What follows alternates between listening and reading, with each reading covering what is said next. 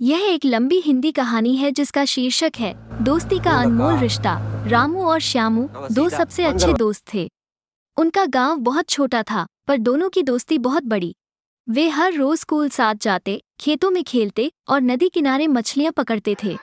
उनकी दोस्ती बचपन से ही इतनी गहरी थी कि गांव के लोग उनकी मिसालें देते थे। एक बार रामू का परिवार अचानक गांव छोड़कर शहर चला गया। श्यामू को ये खबर सुनकर बहुत दुख हुआ, पर उसने रामू से वादा किया कि वो उसकी यादों को हमेशा दिल में संजोकर रखेगा। रामू भी वादा कर गया कि वो वापस जरूर आएगा और तब तक वे पत्रों के माध्यम से एक दूसरे से जुड़े रहेंगे। शहर में आकर रामू की जिंदगी बदल गई। स्कूल बड़ा था और लोग अलग थे। शुरुआत में उसे अपने गांव और श्यामू की बहुत याद आई, पर धीरे धीरे वो शहर की चकाचौंध में खोने लगा। उसने नए दोस्त बनाए और पढ़ाई में मन लगाने लगा। लेकिन कभी कभी जब वो अकेला होता, श्यामू की यादें उसे घेर लेती। वहीं दूसरी ओर श्यामू गांव में ही रह गया। उसने खेती में अपने पिता का हाथ बटाना शुरू कर दिया, पर रामू की यादें हमेशा उसके साथ थीं। वो हर महीने रामू को पत्र लिखता, पर धीरे धीरे रामू के पत्रों का आना बंद हो गया। वर्ष बीतते गए और रामू अब एक बड़ा आदमी बन गया। उसने शहर में एक अच्छी नौकरी पाली थी और उसकी जिंदगी व्यस्त हो गई थी।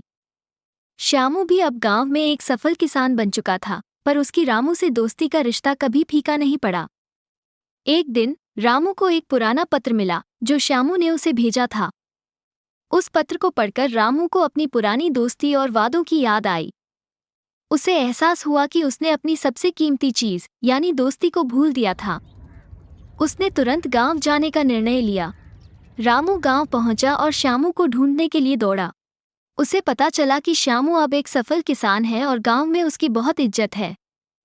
रामू ने श्यामू के घर पहुंचकर दरवाजा खटखटाया। दरवाजा खुला और सामने श्यामू खड़ा था।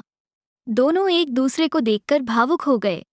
श्यामू ने रामू को गले लगा लिया और कहा, मैं जानता था कि तुम वापस जरूर आओगे। दोनों दोस्तों ने एक दूसरे से सारी बातें साझा की और पुरानी यादें ताज़ा की। रामू को एहसास हुआ कि पैसा और शोहरत से बढ़कर दोस्ती होती है और वो अपनी दोस्ती के रिश्ते को कभी नहीं भूलेगा। रामू ने शहर की नौकरी छोड़कर गांव में ही रहने का फैसला किया। उसने श्यामू के साथ मिलकर खेती में हाथ बटाया और गांव के विकास के लिए काम करने लगा। अब दोनों फिर से वही पुराने दोस्त थे जो हर वक्त साथ रहते, एक दूसरे का सहारा बनते। दोनों की दोस्ती अब और भी मजबूत हो गई थी और पूरे गांव में उनकी दोस्ती की मिसाल दी जाती थी।